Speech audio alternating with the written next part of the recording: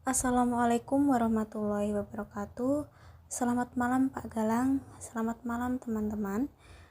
Saya Imanuda Farah Ramadhani akan mempresentasikan tugas perbandingan hukum yaitu tentang money laundering. Sebelumnya, kita harus tahu dulu money laundering itu apa sih? Seperti yang kita tahu, money laundering itu pencucian uang.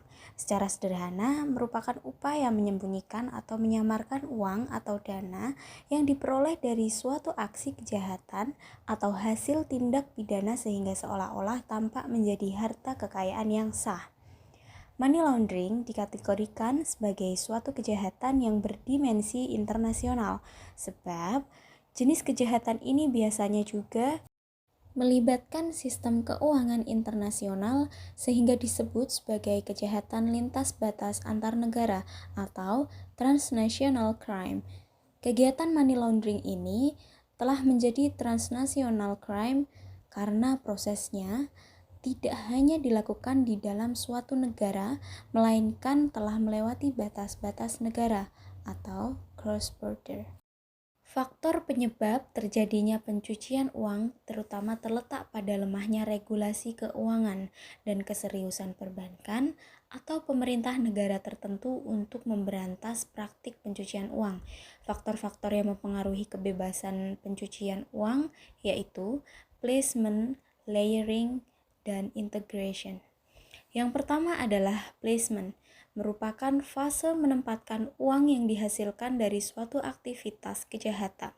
Misalnya, dengan pemecahan sejumlah besar uang tunai menjadi jumlah kecil yang tidak mencolok untuk ditempatkan dalam sistem keuangan, baik dengan menggunakan rekening simpanan bank atau dipergunakan untuk membeli sejumlah instrumen.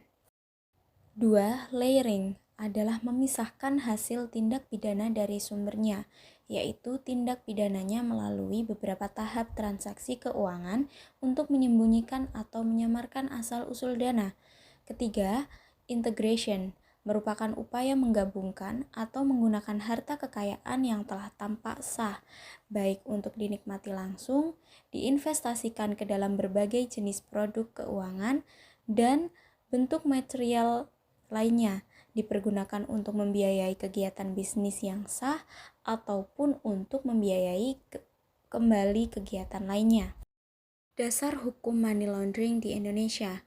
Money laundering adalah salah satu tindakan kejahatan yang berhubungan dengan transaksi keuangan yang mencurigakan.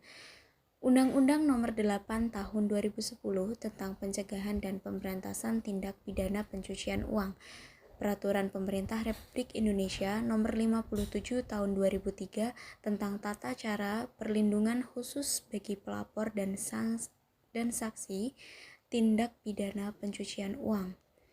Perbuatan pencucian uang diancam dalam pasal 3, 4, dan 5 Undang-Undang Nomor 8 Tahun 2010.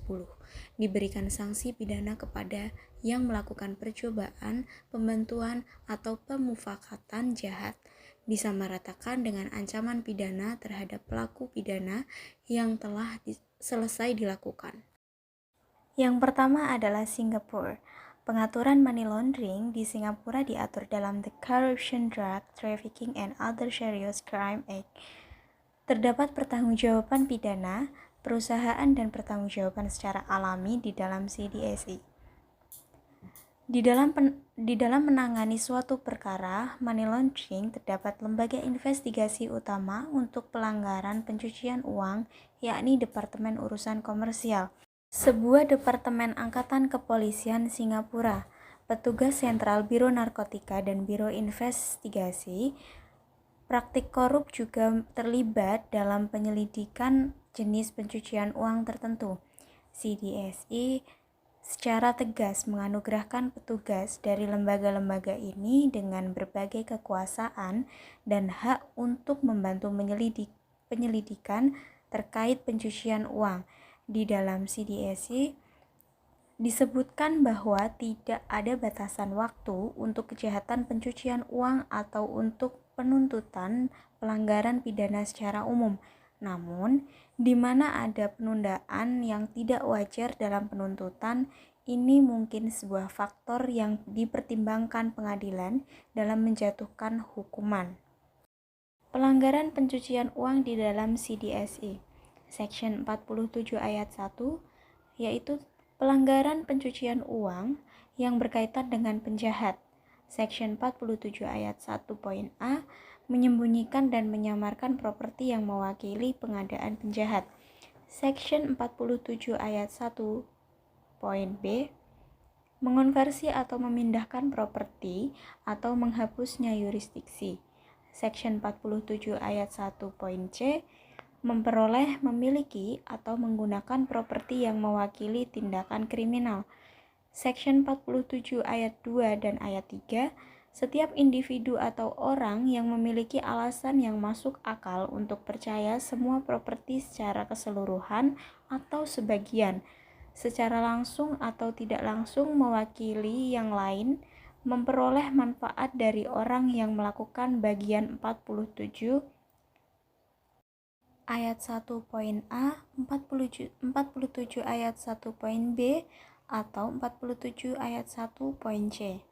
Section 44, setiap orang yang masuk ke dalam pengaturan untuk membantu dalam pencucian uang. Section 47A tidak perlu menghubungkan uang kotor dengan predikat tertentu.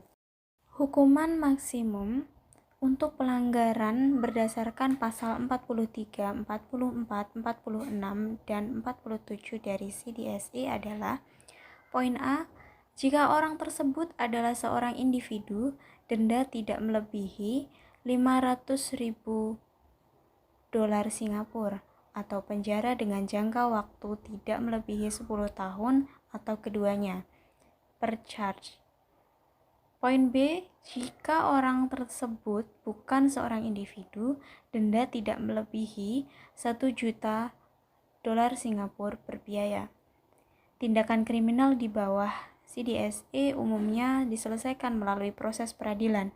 Namun, setelah disahkannya RUU Reformasi Peradilan Pidana pada tanggal 19 Maret 2018, tindakan kriminal tertentu termasuk yang berkaitan dengan pelanggaran berdasarkan bagian 43, 44, 46, dan 47 dari CDSI sekarang dapat diselesaikan melalui perjanjian penuntutan yang ditangguhkan.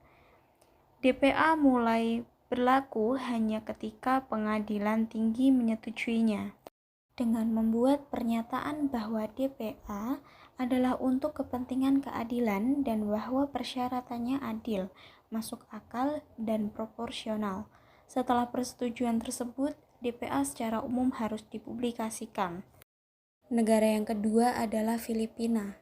Secara singkat, pengaturan money laundering di Filipina diatur dalam Republic of the Philippines Code Number 9160 on Anti-Money Laundering Act of 2001.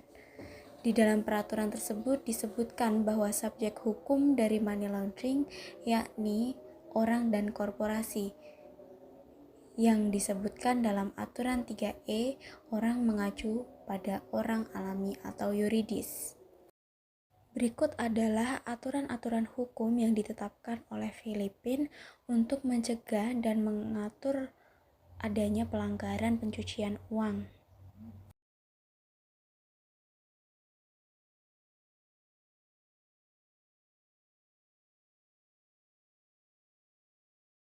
Selanjutnya adalah conclusion dari kedua negara, yaitu Singapura dan Philippines. Kejahatan lintas negara merupakan kecenderungan yang tidak terelakkan dalam era globalisasi, sebab batas-batas antar negara menjadi semakin kabur, di mana era globalisasi ini dilengkapi dengan kemajuan teknologi telematika yang di samping mempermudahkan manusia untuk berkomunikasi lintas negara, juga mempermudah dilakukannya kejahatan lintas negara. Salah satu bentuk kejahatan lintas negara yang sangat mengganggu berbagai negara adalah pencucian uang atau money laundering. Pencucian uang atau money laundering adalah tindakan memproses hasil tindak kriminal untuk menyamarkan asal tindakan ilegal dan mengubah keuntungan dari kegiatan ilegal dan korupsi menjadi aset yang seolah-olah legal. Dalam konteks penegakan hukum, istilah money laundering bukanlah suatu konsep yang sederhana, melainkan sangat rumit karena masalahnya begitu kompleks sehingga cukup sulit untuk merumuskan delik-delik hukumnya atau kriminalisasi secara objektif dan efektif. Hal ini tercermin dari batasan pengertiannya yang cukup banyak dan bervariasi.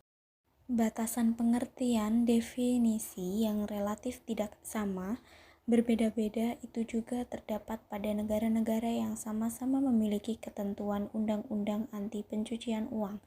Demikian juga halnya di antara lembaga dan organisasi internasional yang kompeten di bidang pencegahan dan pemberantasan tindak pidana pencucian uang. Sekian materi yang saya presentasikan. Apabila ada kekurangan dan kata-kata yang kurang berkenan, mohon dimaafkan. Terima kasih atas waktunya. Wassalamualaikum warahmatullahi wabarakatuh.